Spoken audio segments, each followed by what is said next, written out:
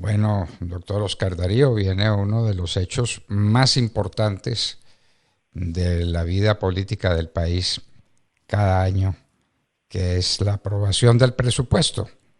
Es la brújula de acción del gobierno, pero también es un elemento macroeconómico de primera magnitud.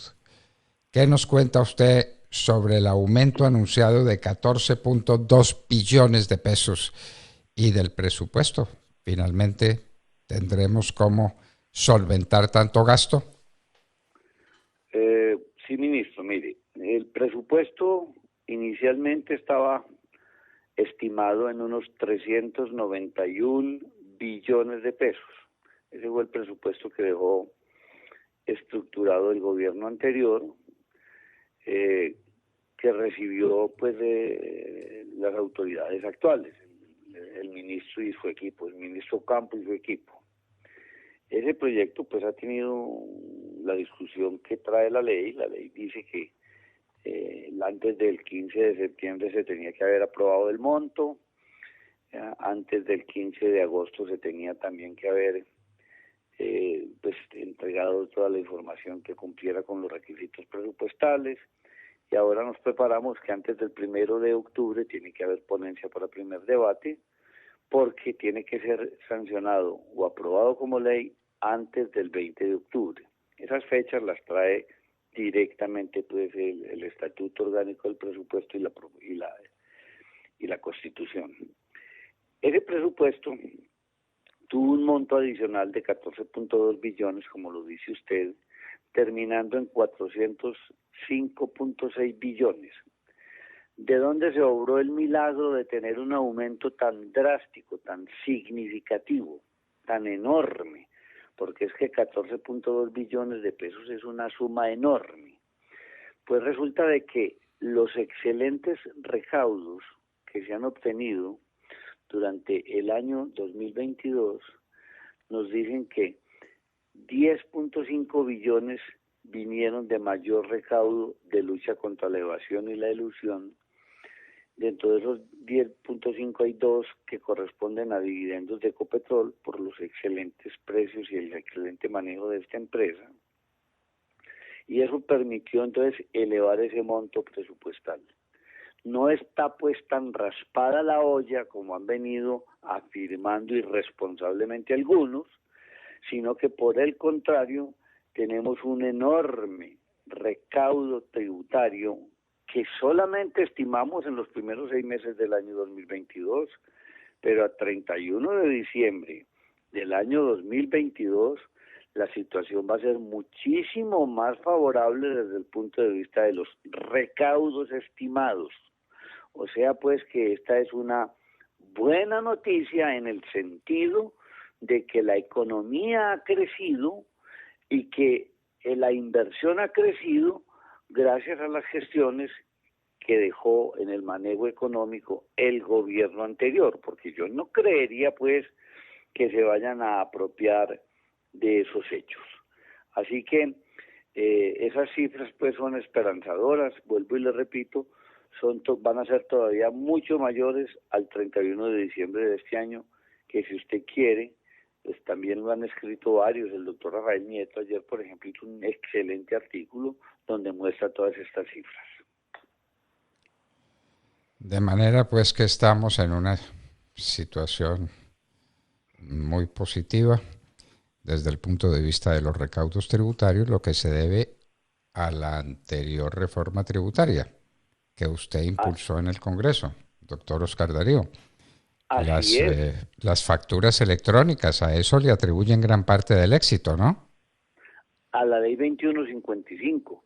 La facturación electrónica es uno de los elementos fundamentales para que el recaudo haya aumentado de la forma en que viene aumentando, no solamente en el 2022, también en el 2021. Es que recuerde usted que el año pasado teníamos un recaudo estimado de 160 billones en 2021 y terminamos recaudando 174 billones, es decir, 14 más.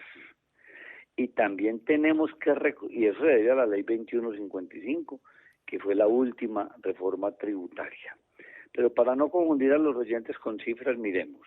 Este año el aumento del presupuesto fue de 14.2 billones de pesos. No han dicho precisamente en qué los van a invertir, aunque en bruto dijeron que 10 billones de eso va para inversión y 3.9 billones va para funcionamiento, 4 billones, o sea, van para funcionamiento. Y la razón que dan es que los gastos de funcionamiento se habían calculado con una inflación menor a la que realmente va a resultar, entonces un ajuste para esos propósitos. Y lo que va para inversión, pues va para algunos sectores como el sector de agricultura, al que se le están apropiando 2 billones adicionales, a la educación, con énfasis en la educación superior 1.25 billones, para salud, infraestructura 1.3 billones, también va a haber para agua potable 1 billón, para turismo y para otras actividades. Por lo que se ve, todo va para el gasto, nada va para aliviar la situación fiscal de la que tanto se han quejado.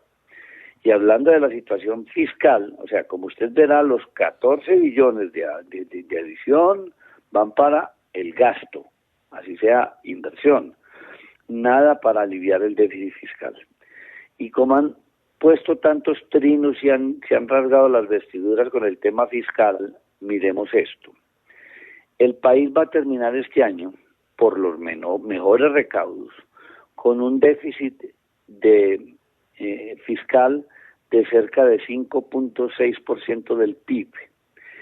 El marco fiscal de mediano plazo, que es como la ruta, nos permitía un déficit fiscal del 7%.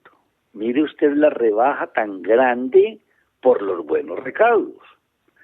Y el mismo marco fiscal de mediano plazo nos permitía tener una deuda de 70% del Producto Interno Bruto y va a terminar siendo del 56%.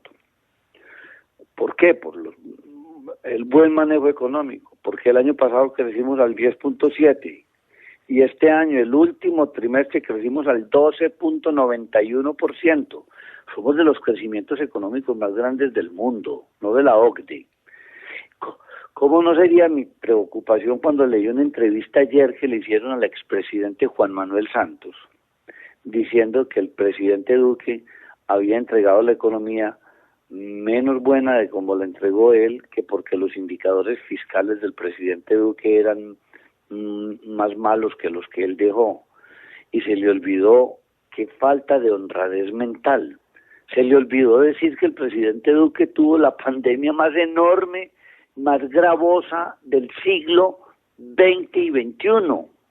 ¿Cómo uno no puede decir eso?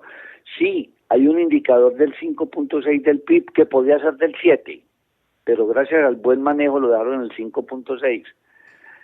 Pero ¿cómo no digo yo que ese es el producto de una pandemia que encerró al pueblo colombiano durante más de un año, que paralizó las actividades? A mí me parece una gesta haberlo dejado en el 5.6, no en el 7, que podía también haberlo dejado en el 7 y hubiera cumplido con la regla fiscal, o haber dejado la deuda pública en el 56% del PIB y no en el 70%, porque para el 56% va. Y el ancla que trae la regla fiscal, el comité de la regla fiscal, es el 55%. Y en una entrevista para el diario El País dice muy indiferente, muy tranquilo, muy reposado, que es que los indicadores fiscales que entregó, y no advirtió que todos los países del mundo, todos, sin excepción ninguna, vieron deteriorados sus finanzas públicas por la pandemia. Yo creo que en estas cosas, doctor Londoño, lo mínimo que hay que tener es un poco de ética, un poco de cordura, un poco de moral. Yo sí le debo reconocer al gobierno anterior que padeció ese enorme problema de la pandemia, que todavía no ha pasado del todo. Ese enorme problema de la pandemia donde el gasto público se multiplicó y los ingresos fiscales se dividieron. Pero la recuperación de ahí, una vez pasada esta pandemia, ha sido gigantesca. Nosotros perdimos 5.7 millones de empleos millones de empleos. Ya los recuperamos, ya están recuperados. Lo que no se ha dicho es que también los paros y el estallido social y los bloqueos cerraron a Buenaventura por 42 días y que asociado a eso se perdieron cerca también de 1 millón de empleos. Eso no se ha dicho, y no se ha dicho de que por eso la economía no creció a más del 10.7%. Calculan analistas que hubiera podido crecer a cerca del 13%. Es decir, nos quitaron 3 puntos de crecimiento, y eso no lo volvió a mencionar nadie. Y esos 3 puntos de crecimiento, ¿sabe cuánto es, doctor Londoño?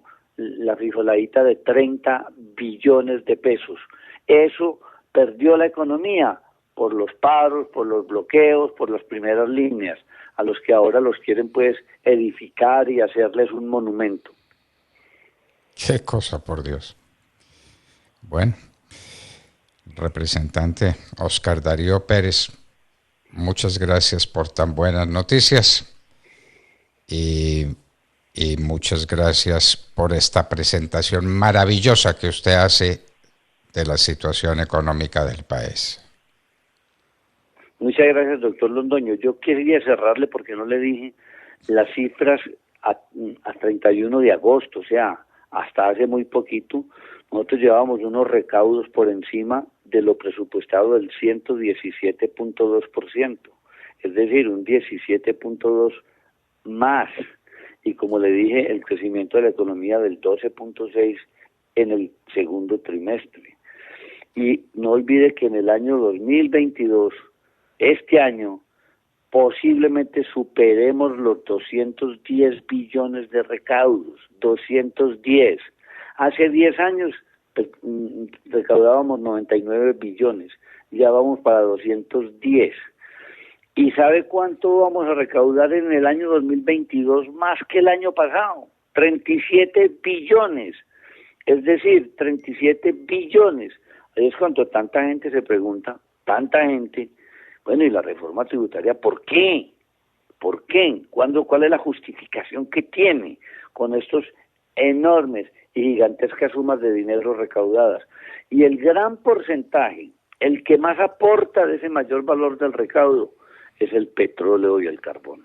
Entre ambos van a aportar, más de 30 billones de pesos. Y este gobierno los quiere secar. Entonces, ¿de dónde van a ser las fuentes del futuro? Es que tan grave lo que pasa, que la pregunta es, ¿cómo dicen que cierran la exploración, por Dios? ¿Pero cómo? Si es que de eso vivimos. El 40% de nuestras exportaciones, de lo que le vendemos al mundo, es petróleo y carbón. De ahí es que salen los recursos para toda la inversión social. Si esto se seca, ¿cuál va a ser el reemplazo? Entonces, conclusión, es muy fácil. El reemplazo va a ser, si no tenemos recursos para invertir en la gente, el reemplazo es más pobreza. Eso es. Bueno, no cabe duda de que esta es una presentación de lo que está pasando y unas preguntas dramáticas que no dejan de ser dramáticas porque sean perfectamente soportadas en la realidad. El realismo mágico del que hablan algunos. Representante Oscar Darío Pérez, sí, muchísimas gracias por acompañarnos. No, muchísimas gracias a usted. Y así con estos indicadores que yo le acabo de decir, ¿cómo vamos a reducir la pobreza? Es que esa es la gran pregunta. Ahí hay un gran investigador que es Jairo Núñez, gran investigador, que en un estudio muy profundo dice que la pobreza se ha disminuido en un 74% por el crecimiento de la economía y solo un 26% por la distribución del ingreso. O sea, aquí el mejor antídoto para derrotar la pobreza es poner a crecer la economía, es no ahuyentar la inversión. Y si eso lo logramos, si logramos no parar ese crecimiento económico, vamos a tener muchísimo menos pobres, porque el mejor subsidio y el mejor antídoto para derrotar la pobreza es el crecimiento económico y la generación de empleo. No hay otro. Sí lo escucharon, ¿no? Lo mejor en contra de la pobreza es el desarrollo económico. Muchísimas gracias, doctor Oscar Darío. Muchas gracias, doctor Londoño. Un saludo muy especial. Oscar Darío Pérez, representante a la Cámara Centro Democrático Departamento de Antioquia, estaba con nosotros en la Hora de la Verdad. 7 de la mañana, 5 minutos.